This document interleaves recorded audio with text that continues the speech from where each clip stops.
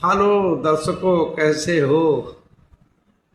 Hello दर्शकों, कैसे हो? मैं अब लाइव आ चुका हूँ। हेलो दर्शकों, कैसे हो?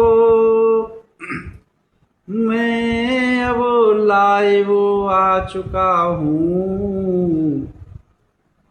कुशल मंगल खुश रहो सभी, कुशल मंगल खुश रहो सभी।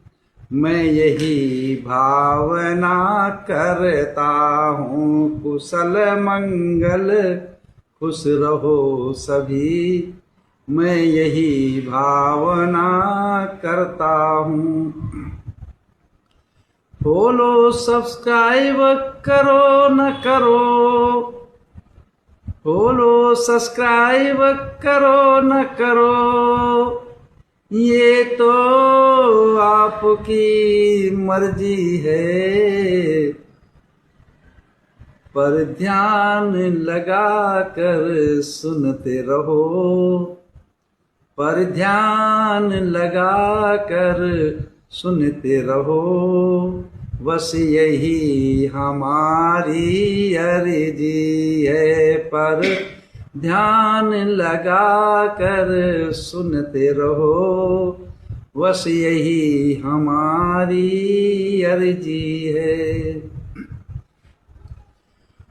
धम्पद की 36वीं गाथा, जो चित्तबग्ग में चौथी है। धम्पद की 36वीं गाथा, जो चित्तबग्ग की चौथी है।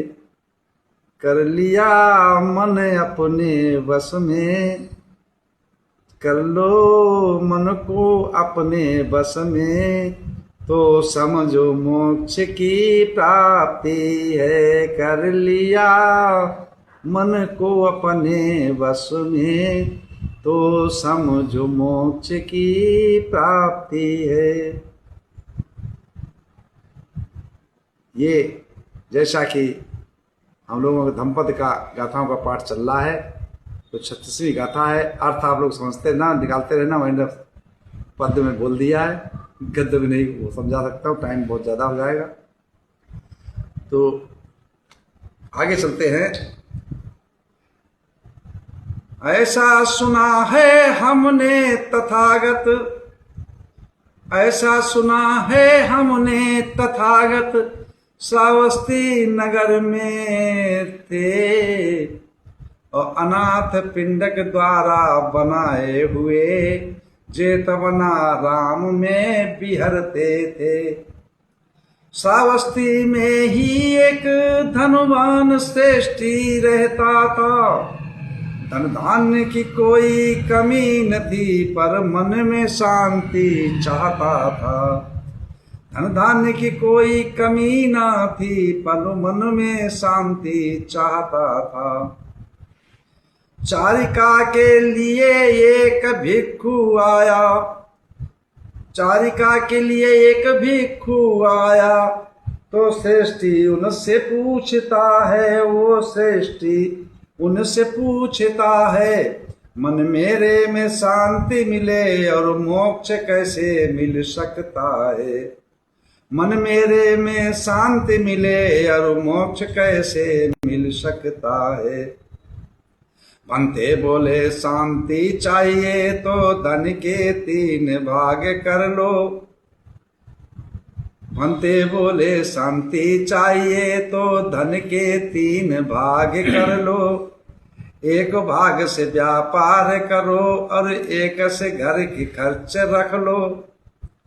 जो बचा है तुम्हारा 1 भाग, उसको दान पुण्य में लगाओ तुम, और पंचशील का पालन कर और मन में शांति पाओ तुम।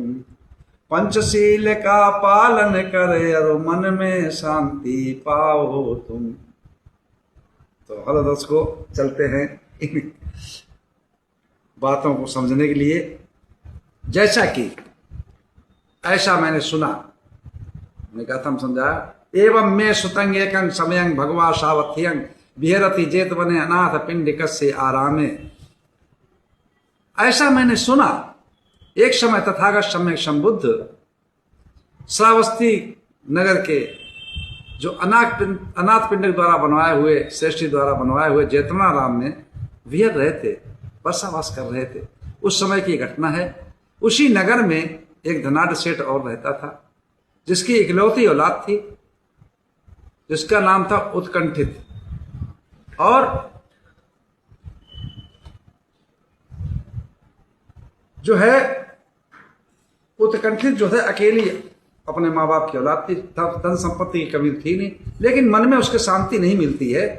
तो वो विचार करता है कि मन में शांति कैसे मिले, मोक्ष कैसे प्राप्त हो, निर्वाण कैसे प्राप्त हो, सुख कैसे मिले, शांति कैसे मिले। तो एक दिवस क्या हुआ, एक भंते जी हमारे जैसे पकड़ जो है भिक्षाटाचिका करने के लिए जाते हैं, तो उनको भोजन दान देता है और पूछता है कि तथा हे भंते जी, मुझे बताइए कि मैं शांति के लिए, मन की शांति के लिए, मोक्ष के लिए क्या करूं जिससे मुझे शांति मिले, मोक्ष मिले, धन की तो कोई कमी नहीं। तो भिक्षु ने समझाया कि आप ऐसा कीजिए, अपने धन के 3 भाग बनाइए।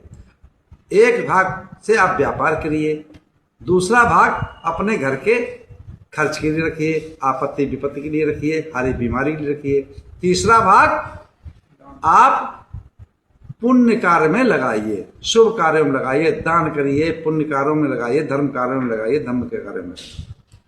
और 5 शीलों का पालन करिए, नित्य प्राणी हिंसा ना करना, चोरी ना करना, व्यभिचार ना करना, झूठ ना बोलना, चुगली ना करना, अनारगल की बात ना करना, बेमतलब की बात ना करना, और कठोर भाषण ना बोलना, किसी प्रकार नशा ना करना, मादक पदार्थों सेवन ना करना, जुआ ना खेलना। इन 5 शीलों का पालन, आपको मन में शांति प्राप्त होगी। तो उसको वो करता रहा, लेकिन फिर भी उसको मन में शांति प्राप्ति नहीं हुई। क्या ऐसे इससे मोक्ष कैसे मिलेगा?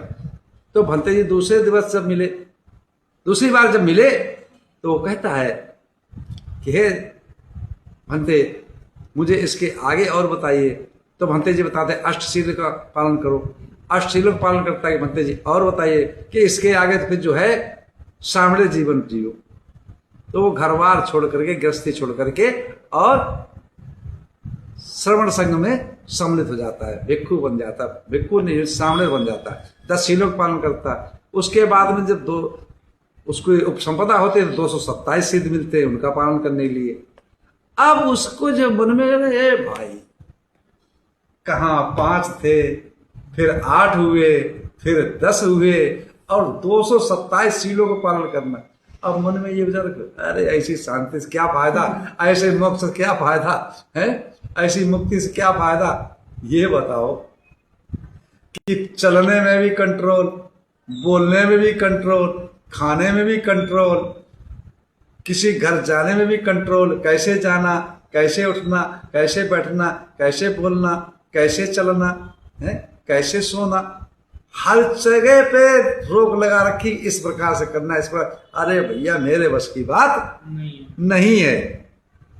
तो मैं तो ये सोचता हूँ कि आप दोबारा फिर जो है गृहस्थ में चला जाओ, आराम से ऐश की जिंदगी जियो। जो भौतिक सुख हैं, जो सांसारिक सुख हैं उन्होंने, लेकिन सांसारिक सुखों में कभी तृप्ति नहीं होती, प्राप्त सुख नहीं होता। क्यों? आज अपने एक चीज चाहट की वो मिल गई तो दूसरी चाहट बढ़ जाएगी। अगर आपने एक फार्मेचर गाड़ी ले ली तो दूसरे उससे कीमती गाड़ी चॉइस बढ़ जाएगी। तो कभी मन की शांति नहीं होती, क्योंकि इच्छाओं की पूर्ति नहीं होती। और मन जो है सबसे अगुआ है, मन सबसे अगुआ है। ये यहां वहां जहां तहां भटका के ले जाएगा आपको। क्योंकि कहा है, चित्त बड़ा ही चंचल है, ये आगे दौड़ लगाएगा। कि चित्त बड़ा ही चंचल है, ये आगे दौड़ लगाएगा, ये आगे दौड़ लगाएगा। तुम बैठोगे ध्यान लगाए, विकृतियों में भटकाएगा। तुम बैठोगे ध्यान लगाए, विकृतियों में भटकाएगा। चित्त को जो बस में करना ये काम बहुत ही मुश्किल है, ये काम बहुत ही मुश्किल है। प्रज्ञा से इसे बस में कर लो तो मोक्ष निर्वाण पद मुमकिन है। प्रज्ञा से ज्ञान से इसे बस में कर लो तो मोक्ष निर्माण पद मुमकिन है। अगर ऐसा मन है, क्यों? मन सबसे अगुआ है, अग्रगामी है, सबसे पहले भागने वाला है। कोई भी विचार करेंगे तो सबसे पहले मन में उत्पन्न होते, इसके बाद वाणी बातें, इसके बाद शरीर से करते करते। तो मन सबसे आगाड़ी चलता है। और मन भौतिक सुखों में ले जब आप ध्यान भावना बैठेंगे तो ध्यान उसका कैसे लगेगा? अरे भाई, यहाँ भी नियम, वहां भी नियम, जो हम क्या घर में थे, कैसे सुख भोगते थे, कैसे खाते थे, कैसे उठते थे, हंसते थे, खेलते थे, ठट्टा मारते थे, इसमें तो ये भी पाबंदी। ऐसा जब विचार करने लगा तो अब वो ध्यान में जो रखेगा तो भैया कमजोर होगा। तो ये बात जो धीरे धीरे चल करके तथागत सम्यक संबुद्धि के कानों में पहुंचती है, शास्त्रा के कानों में पहुंचती है ना, अरहत के कानों में पहुंचती है, तो अरहत उसको बुलाते हैं और समझाते हैं कि ऐसा कर, तू किसी की चिंता मत कर, कहीं मत भटक, तू केवल एक काम तो कर सकता है। बोला क्या? भगवान बोले तू अपने मन को कंट्रोल कर सकता है। ये कौन सी बड़ी बात है? को बस तू समझ ले, इसको तूने कंट्रोल कर लिया तो पूरे संसार को कंट्रोल कर लिया। जब ये बात उससे कहा तो उसने कहा अरे भाई, इसको तो मैं जरूर करूंगा। अब उसने जो है मन को कंट्रोल कर लिया। मन तो भागने वाला, तो भगवान बुद्ध ने यहीं पे ये गाथा कही है। कौन सी गाथा है? वहीं पे ये गाथा कही है, 36वीं गाथा जो है वो बोले हैं तथागत सम्यक संबुद्ध।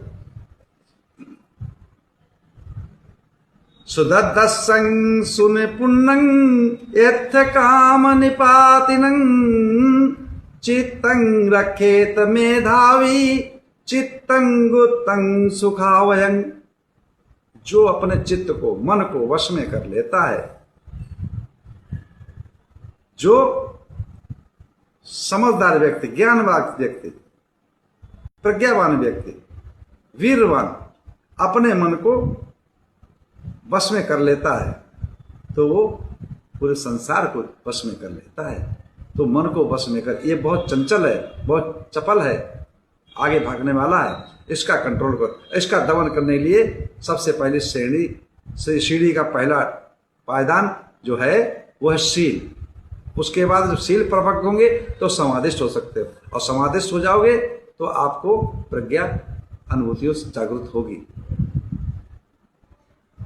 ज्ञान प्राप्त होगा अवश्य।